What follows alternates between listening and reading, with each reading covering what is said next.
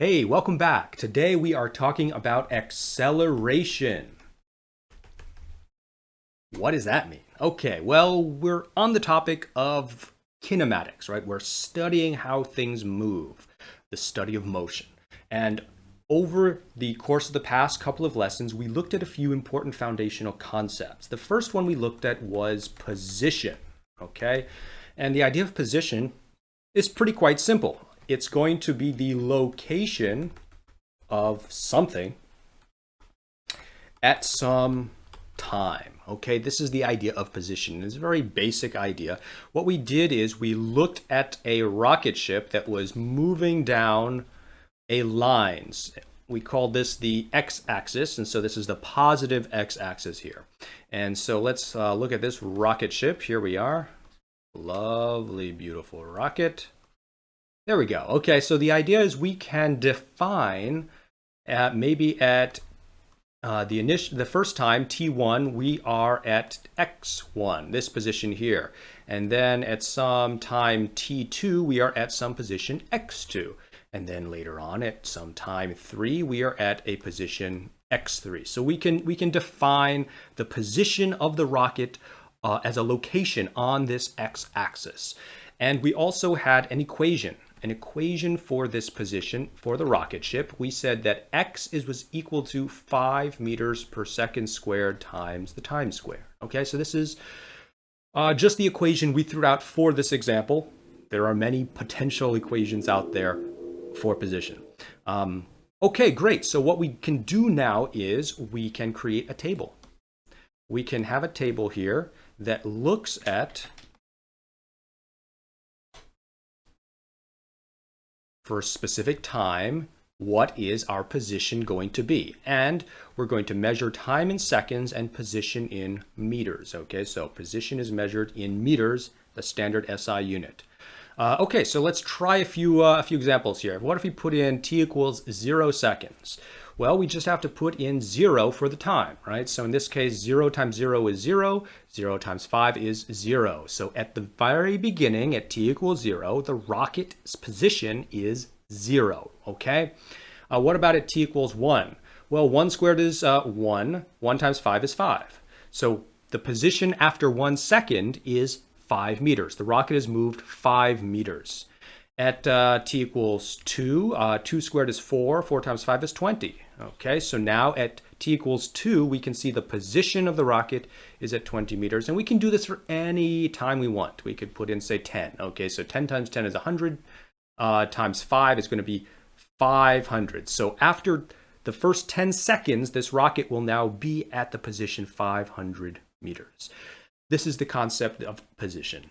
What we did next was we developed this into an idea of velocity. Right, we can see that the position of the rocket is changing.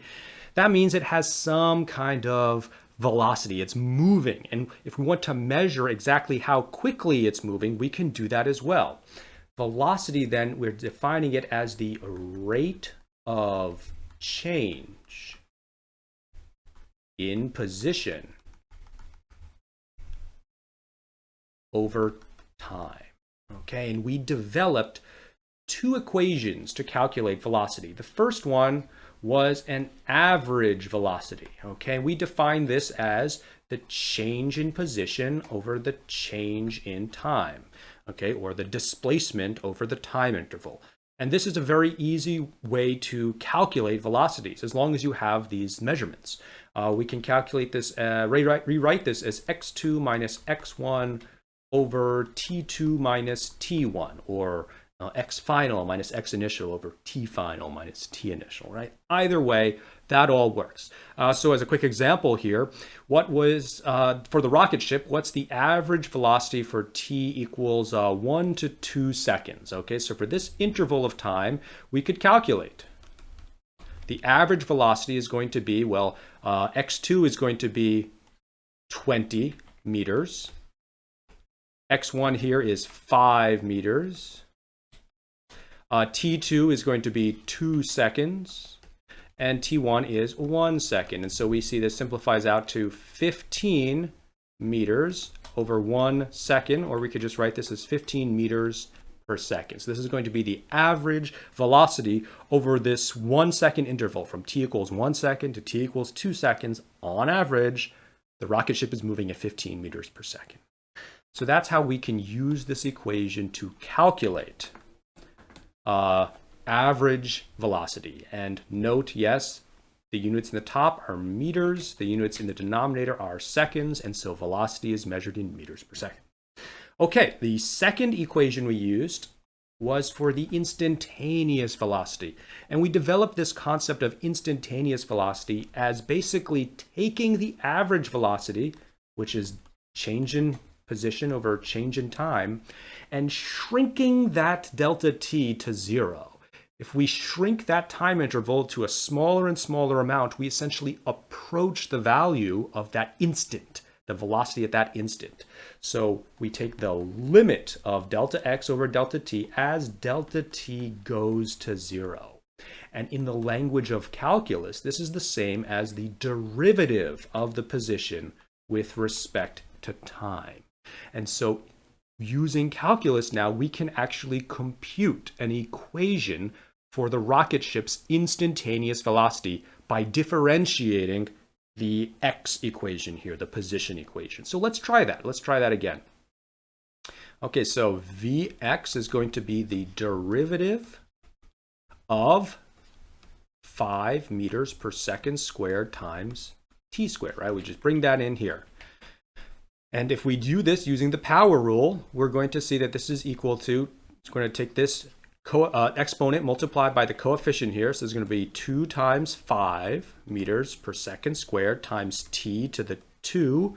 And then we always have to subtract 1 when we differentiate. So if we rewrite this and simplify it out, we see that the velocity is equal to 2 times 5 is 10 meters per second squared times t to the power of 1, which we don't have to write. So t to the first power is there. This is now the equation for the instantaneous velocity. So we can plug in a time value and it'll spit out the velocity of the rocket ship at that time. So let's do that. Let's put in a new column here for velocity, the instantaneous velocity. So at t equals 0, we can plug in 0 and we see that 10 times 0 is 0, 0 meters per second. Okay, no surprise. At t equals 1, well, 10 times 1 is going to be 10. Okay, so what this means is at t equals 0, the rocket's position is at the beginning at 0 and its velocity is 0, so it's not moving. And then 1 second later at t equals 1, the rocket's position is now at 5 meters. It's moved 5 meters, and its velocity at that point in time is 10 meters per second, okay? So it is moving at 10 meters per second for that 1 instant. Let's plug in some numbers to the rest here. 2, so 10 times 2 is going to be 20, and 10 times 10 is going to be 100 meters per second here. Okay, so we can now calculate the instantaneous velocity, which is a great skill to have. Okay, now what I want you to notice is that all throughout here, we're getting different values for that velocity. That means the velocity is changing, okay? Not a huge surprise. In everyday life, we're used to things having their velocity change, right? If you're in a car, sometimes you're stopped at a red light and sometimes your velocity is faster or slower. You can start and stop. So velocities for things change all the time, just like for this rocket ship. The way we measure a changing velocity is by using a concept called acceleration, okay? So just how we can measure the change in position by using a concept called velocity, we can measure the change in velocity and use a concept called acceleration to measure that, okay? So let's bring in this idea now of acceleration. We're going to define acceleration as the rate of change in velocity over time. Okay, matching the same kind of language for velocity when talking about changing position. And just like velocity, we can calculate an average acceleration. And this is going to be then the change in velocity over a change in time, okay? So we can actually do this. We can calculate this as essentially v2 minus v1 over t2 minus t1, okay? So let's try an example here. Let's try the interval of, say, 0 to 10, okay? So for this interval between 0 seconds and 10 seconds, what is the average acceleration going to be? Well, let's see. V2 here is going to be, the final velocity is 100 meters per second.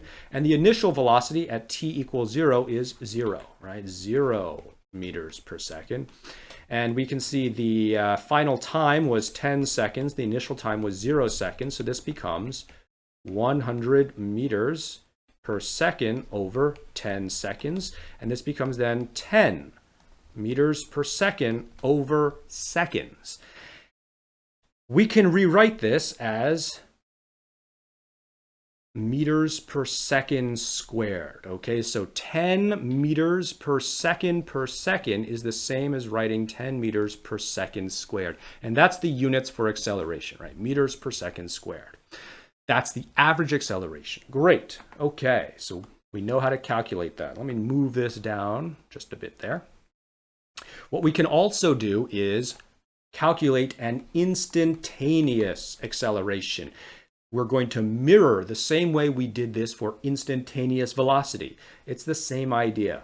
We have a change in velocity over a change in time, and as we shrink this time interval down to nothing, we essentially approach the value at that instant.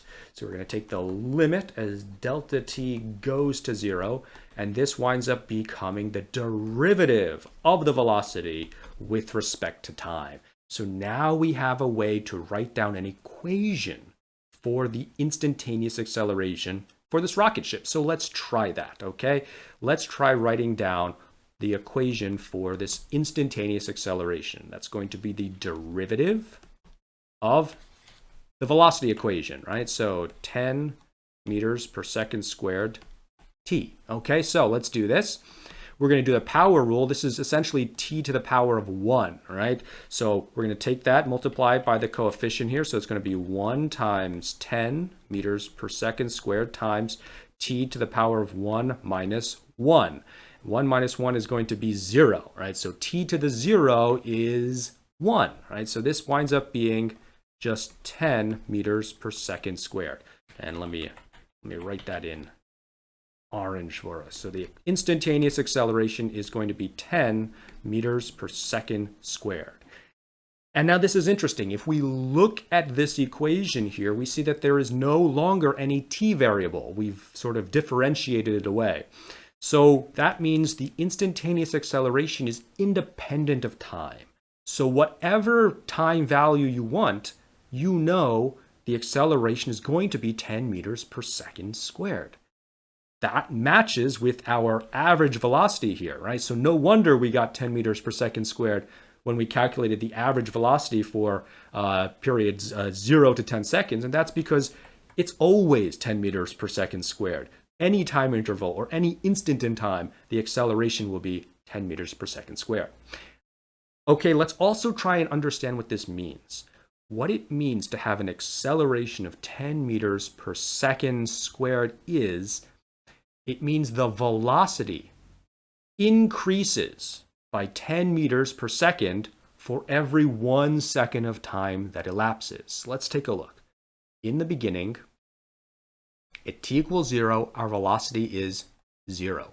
We move forward 1 second. Okay, so we add 1 second, and our velocity now has increased by 10 meters per second, right? So after 1 second of time, the velocity increases by 10 meters per second. So that's an acceleration of 10 meters per second, right? Same thing, as we go from t equals 1 to t equals 2, we add another 10 meters per second to that original velocity. So now we're up to 20 meters per second. And you can imagine at t equals 3, our velocity will be 30 meters per second. So it continues to move faster and faster and faster gaining 10 meters per second in velocity for every 1 second of time that elapses. That's the whole idea behind the units of meters per second squared, or meters per second per second. Okay, so this is the idea for acceleration, and I hope that makes sense. What we want to do now is take a look at another example where the acceleration is not quite so simple, because it's very simple here. The acceleration is just this constant number, it's just 10. So let's look at something a little more complicated. Okay, so let's now try and find the instantaneous acceleration for another function that's a little more complicated than what we had before. So with the rocket ship, we were using this equation of motion here, x equals 5 meters per second squared, t squared. A little too simple for us. Let's tweak this a little bit. Let's modify it and add another term. How about 2/3 meters per second cubed, t cubed? Okay, there we go. A slightly more complicated equation.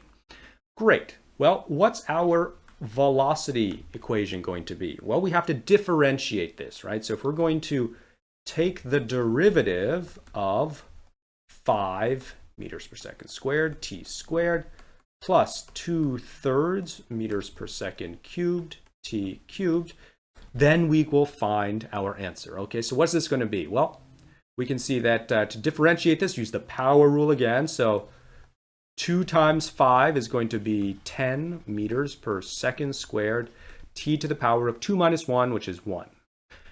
Then we're going to add in this other term, and that's going to be 3 times 2/3, which is 2 meters per second cubed, t to the power of 3 minus 1, which is 2. Okay, so here we have now an equation for the instantaneous velocity of the rocket ship. Now, let's say I have a goal. I want to know what the instantaneous of acceleration is going to be at t equals 5 seconds. Okay, so what is this going to be? We have essentially 2 ways of answering this question. The first way is going to be using calculus. We can take the derivative of the velocity equation to get an acceleration equation and then plug in a time value. And the other way is going to be brute force, where we essentially look at acceleration values and manually shrink that time interval smaller and smaller and see if we get a value that approaches some finite quantity for that instantaneous acceleration. Let's do the calculus version first, because it's going to be a little bit easier, I think. Okay, so let's take now, if we want to find the equation for the instantaneous acceleration, we're going to have to take the derivative with respect to time of this, right? So we're going to take the derivative of 10 meters per second squared t plus 2 meters per second cubed t squared. So as we take the derivative here, we're going to see this first term becomes 10 meters per second squared times t to the 0, plus 2 times 2 is 4 meters per second cubed times t to the power of 2 minus 1, or 1. Okay, so here we have now the equation for the instantaneous acceleration for the rocket ship. All we have to do now is just plug in 5 seconds to see what our acceleration at 5 seconds is going to be. So let's do that. So this is going to be 10 meters per second squared plus 4 meters per second cubed times 5 seconds. Okay, so we can see that this is then going to cancel out one of these seconds. We'll get seconds squared here, and this is going to be a total of 20 meters per second squared. So 20 plus 10 is going to equal 30 meters per second squared. Okay, so this is our result, our answer here using calculus and differentiating the velocity equation to get an acceleration equation. Good. Okay, let's see if we can now try this out with the brute force method. Now let's see if that's going to match what we got using calculus, and hopefully it should. All right, how are we going to do this? Well, what we can do is we can look at time intervals, right? So we're going to look at a time interval. Let's say we've got a time interval here. So let's make a chart for t and velocity, right?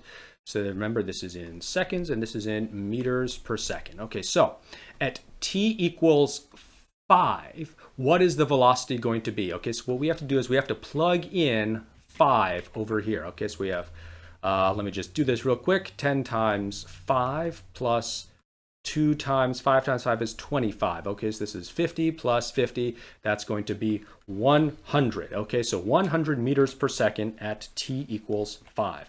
Now I want to take an average acceleration using some interval here and see what we wind up getting. Okay, so for my first interval, let's say the interval is from t equals 0 to t equals 5. What is my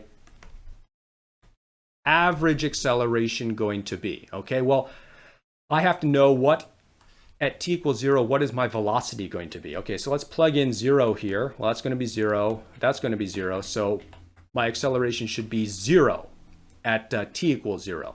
So if we do essentially v2 minus v1 over t2 minus t1, we see this is going to be equal to v2 is 100 minus 0 over 5 minus 0. So this is going to be 100 over 5 is going to be 20 meters per second squared. Okay, so we can see if we average over a 5-second interval here, we get an average acceleration of 20 meters per second squared. That is not matching what we got here using calculus, but this is a very large time interval. Let's try and shrink it a little bit, okay?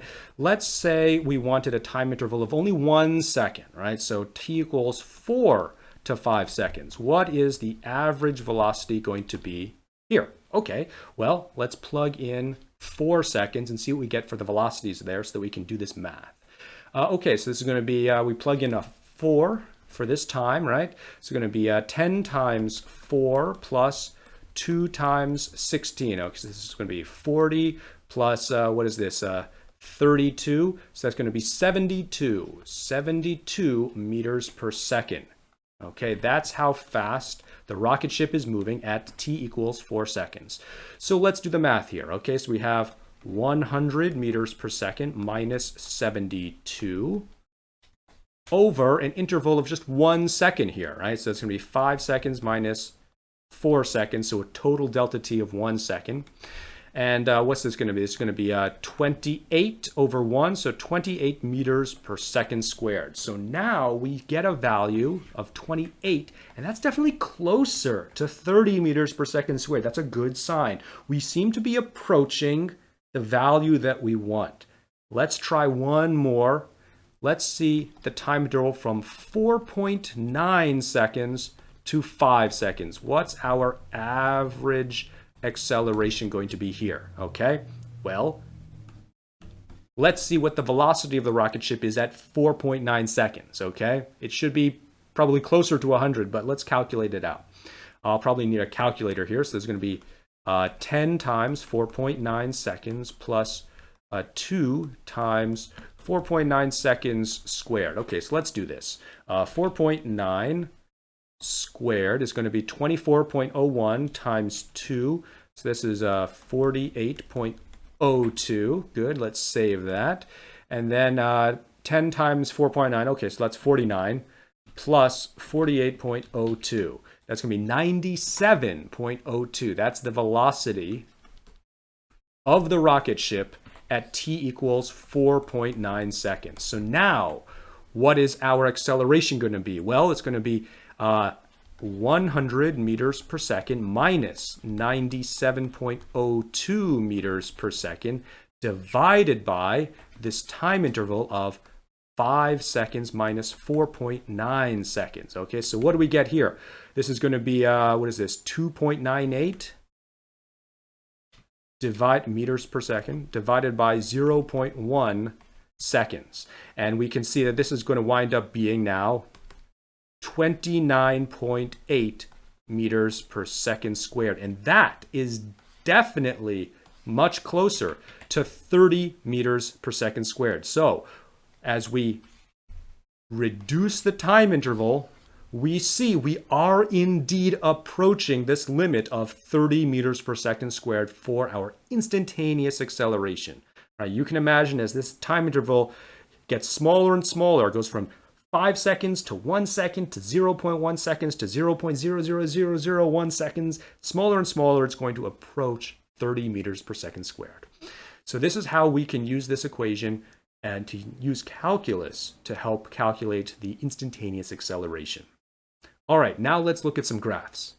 Okay, let's take a look here. I've plotted out a velocity versus time graph, and this is for this velocity equation that we were just using for the rocket ship here. Okay, and if we look back previously, we saw that at t equals 5, the instantaneous velocity was 100 meters per second. If we look at this curve at t equals 5, yeah, we get 100 meters per second. So it seems to be a good match for the equation that we were using before.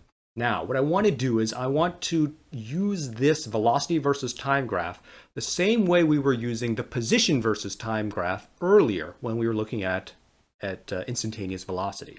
So I'm going to draw 2 points on this curve. Let's use this one at t equals 5, and let's use this one at t equals 0. Okay. What we can do now is we can try and draw a line between these 2 points. Okay, so let's draw a line between these 2 points. Should look something like that. And if we want to, we can take the slope of this line. Okay, so let's look at this and let's try and find the slope for this line right there. Okay, what's that going to be? Well, it's going to be essentially the rise over the run, right? The change in vertical over the change in horizontal distance. Okay, so let's look at the change in vertical distance first. We see that's going to be here. So that's going from 100 to 0. So this is the change in the vertical distance is 100 meters per second. Right? That's the total change there. And if we look in the horizontal direction here, this is the change in the horizontal. That's going to be a total of 5 seconds. Right? So we can calculate this as going to be delta V over delta T, which is going to be 100 meters per second over 5 seconds, which gives us a value of 20 meters per second squared. And if you notice, that's actually going to be an acceleration, right? Meters per second squared. So what we can say is that the average acceleration is going to be equal to the slope of the line that connects 2 points on this velocity versus time curve. Okay, and we can try this again. Let's try 2 more points. Let's keep using this t equals 5, but now let's also use how about over here? We've got another point over here we can use at t equals 10. That looks like it's pretty easy to measure. So that looks like it's going to be about 300. Okay, so let's try and calculate what this change in vertical this is going to be here. Oh, let's draw the line first. Let's draw this line. Okay. Here we go. And here we go. Perfect. Okay, so what we want to do is we want to now measure the slope of this line. Okay, so the change in the vertical direction, okay, the rise, if you will, is going to be equal to, what's this, 300 minus 100. Yeah, so that's going to be 200 meters per second. And the change in the horizontal direction here is going to be from 10 seconds to 5 seconds. So that's going to be a total of 5 seconds. Okay, so our slope here is going to be the rise over the run, and that's going to be equal to change in velocity over change in time, which is going to be 200 meters per second over 5 seconds. And if we do the math here, that's going to give us a value of 40 meters per second squared. Okay, so that's going to be the slope of this line is going to be 40 meters per second squared. So what we can do now is we can sort of write this down in equation form, where the average acceleration is the change in velocity over the change in time, and that is going to be equal to the slope of this line. As we can see, we get this, right? So we're literally calculating accelerations by calculating the slope of this line right over there. Now, what about instantaneous acceleration? Okay, so our instantaneous acceleration is going to be a little bit different, isn't it, right? We're going to find that the instantaneous acceleration is going to be equal to the slope of the tangent line on this velocity versus time curve. Okay, so if we looked back previously, we calculated that this was the equation for the instantaneous acceleration. So let's bring that in here. Okay, so this is our instantaneous acceleration. And we saw that for a value at 5 seconds, we got, what did we get? We got here, 30 meters per second. Okay, let's just copy this down. This is what we got when we actually did the math, right? We got this value right here. Let's shrink it in so it fits. Perfect. Okay, so is this going to hold true? When we look at this graph and when we find the tangent to this curve at t equals 5 seconds, are we going to get a value of 30 meters per second squared for its slope? Well, let's try it out. Okay, so let's try it out. So let's try and draw ourselves a tangent line here at t equals 5 seconds, right here in the middle there. Let's try and draw a tangent line. Not quite. Let's see if we can try and draw something in kind of like that. I think that looks pretty good. Okay, let me try and draw in this tangent line. Okay, here we have a tangent line to the curve at t equals 5 seconds, right there. Let's see if we can actually calculate the slope of this line now. All right, let's try and calculate this slope. So we're trying to find the slope of this tangent line. Well, our change in vertical direction is going to be here, right? So this is going to be our delta V, and it's going from 250 minus 100. That's going to be 150 meters per second. And our delta in the horizontal direction is going to be 5 seconds. Okay, so our slope is going to equal 150 meters per second over 5 seconds. And if we do the math, 150 over 5, that's going to give us 30 meters per second. And we can see that actually it matches. Okay, so when we draw a tangent line and measure the slope, that's going to give us the instantaneous acceleration. This is very similar to what we saw when we were looking at the position versus time graph and seeing how the slope of the line would give us our velocity. On a velocity versus time graph, the slope gives us acceleration. All right, this is really interesting, good stuff. Let's try and analyze a curve sort of more in general without necessarily computing things. Let's see if we can get some information about how acceleration looks like on a more general curve. Okay, what I've done here is I've imported a slide that we made in a previous lesson when we were looking at position versus time diagrams and looking at how the slope of the line here is the instantaneous velocity. Okay, and that's what we see. The slope of the tangent line is the instantaneous velocity of the object that's moving around on this position versus time diagram. Let me shrink this down. I'm just going to move it over here real quick.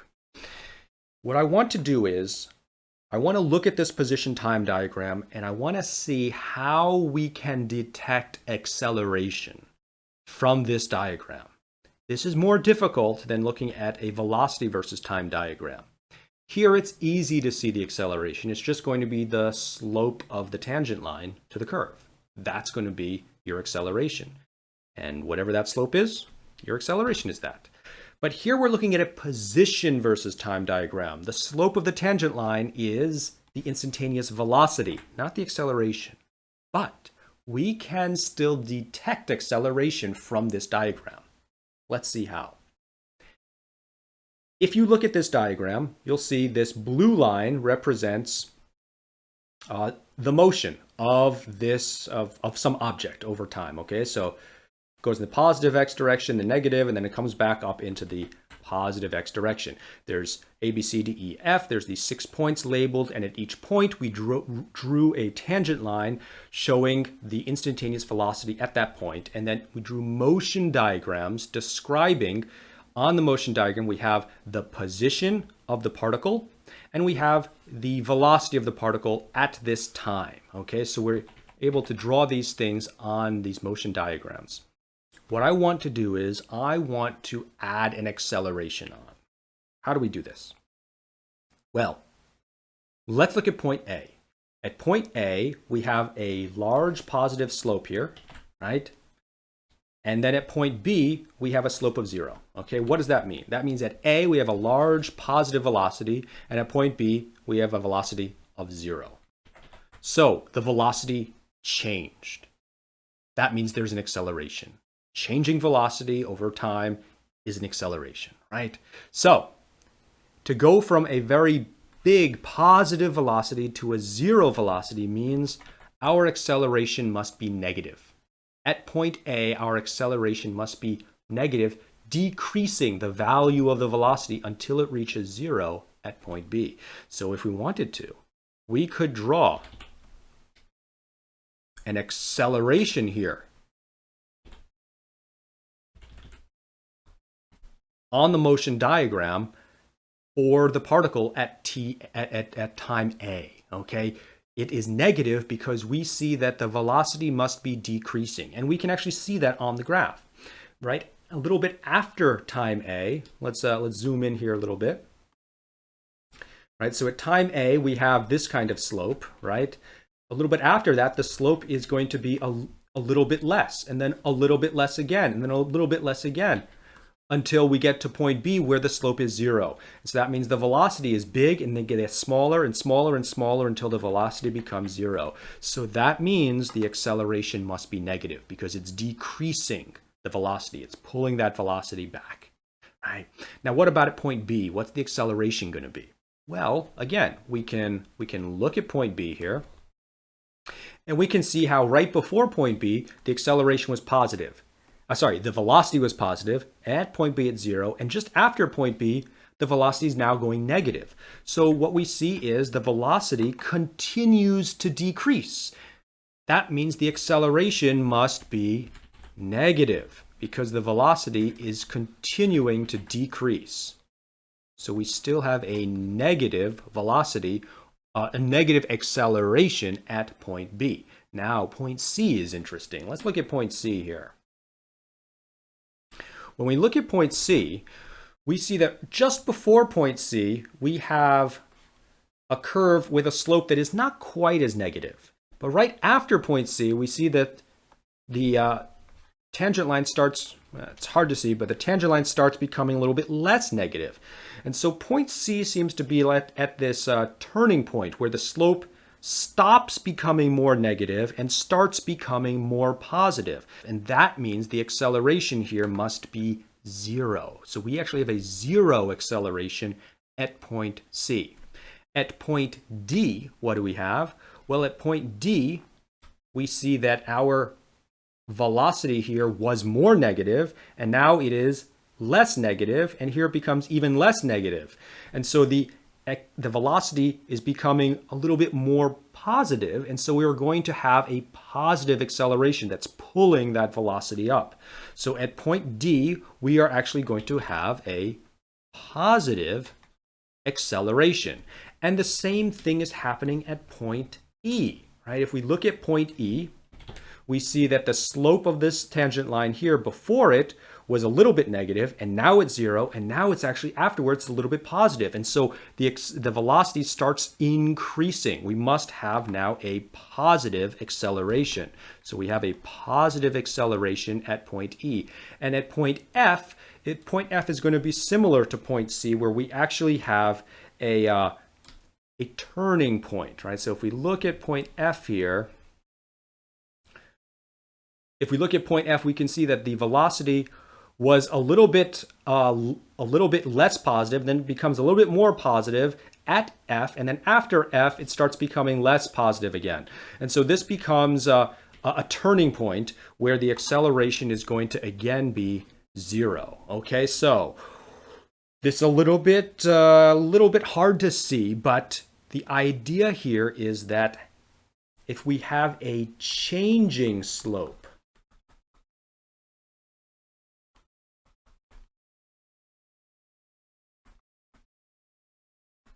then that allows us to get an instantaneous acceleration based on how the slope is changing, okay? And in fact, we can actually develop a new concept to help us see this a little bit more easily. We're going to call this curvature, okay? The idea is this graph, as time goes, it starts from point A, you can see that it's actually sort of curving down, right? And then at this point, it starts curving up, okay? So we have these ideas of curvature.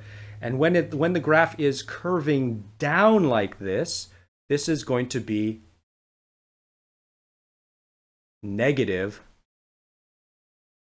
curvature. And then when the graph is now curving up, we're going to call this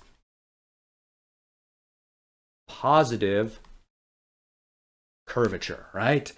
So we have these two ideas of positive and negative curvature. So when we have positive curvature, we can say that the acceleration is going to be positive. We have positive acceleration. When we have negative curvature, we're going to have negative acceleration.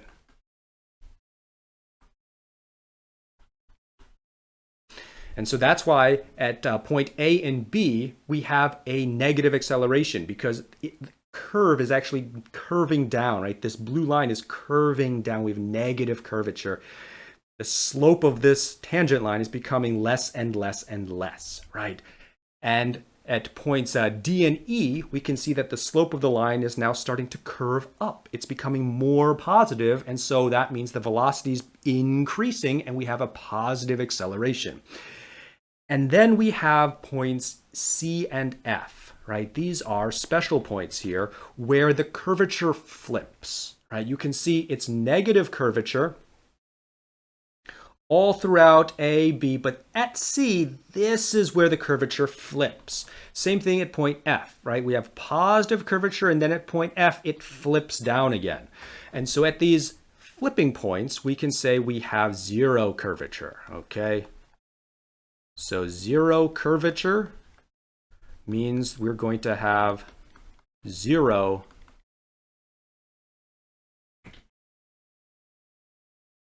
acceleration. Okay, so this way we can look at a position versus time graph. We'll see the position of the object. We'll see the tangent lines. We can see that, and that's going to be the instantaneous velocity. But we can also look at the curvature of this line, and that will give us an indication of the acceleration of the object at any of these points. So it's a very powerful way of examining this graph, this position versus time graph, and being able to see all three of those quantities: position, velocity, and acceleration. All right. Let me just do a quick comparison now of position versus time diagrams and velocity versus time diagrams so we can see how these concepts all sort of work together. Okay, so now let's do a quick comparison between these position time and velocity time graphs, because they look kind of the same, but the information being conveyed is different. Let's draw a quick example here. Okay, so let's say that this graph looks something like that. Okay, and what I can do now is I can draw a few points on here, and I'll draw a tangent line there. And let me draw another one. Let me draw, let's see, where's this tangent line look good at? It's like around here. All right, so that's about a point there. And let's do one more. Let's do a tangent line. Looks like around here. Okay, so we've got 3 points on this curve, each with tangent lines, and I'm going to copy this graph over. So we've got 2 graphs here, and let's say that this first one is our position versus time graph, and the second one is our velocity versus time graph. Okay, now let's assume that these are not related to the same object. Okay, these are 2 unrelated graphs, but they look the same. Okay. Now what I want to do is I want to create a little bit of a chart. And this chart is going to compare a couple of different qualities or properties of these graphs. So over here, we're going to have our position versus time graph. Here, we're going to have our velocity versus time graph. And the first thing we want to look at is the value on the graph at some time t. So what I mean by that is, at this point here on the graph, what is the position versus time graph telling us? What does that point mean? Well, that value basically gives us the position at that point t. Okay, so it's simply going to be the position, right, at that time t. For the velocity versus time graph, this point at this time t is going to give us the velocity.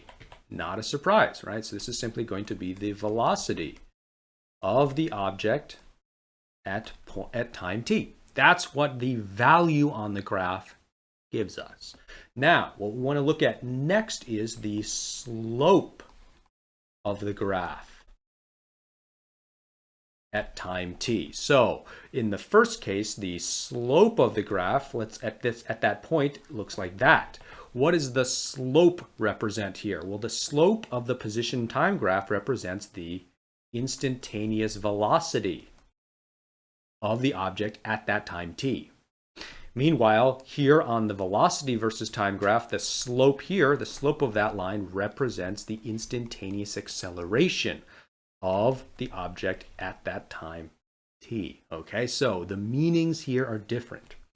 Finally, we're going to look at the curvature of the graph at time t. So, as we saw before, the curvature of the position versus time graph represents the acceleration.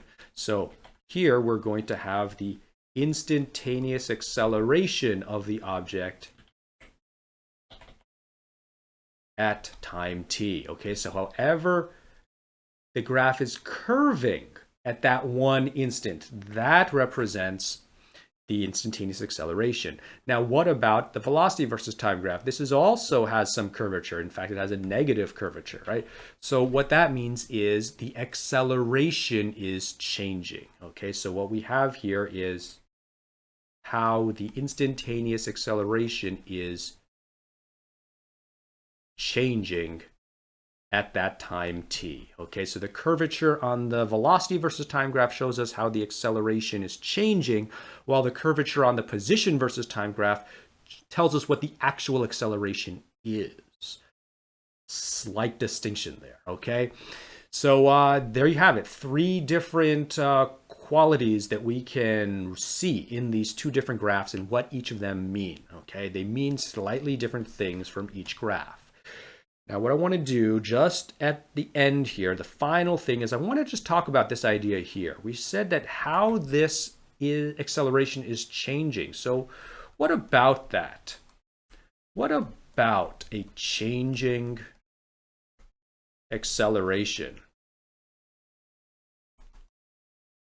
Like if we wanted to, could we get a little bit more specific about that?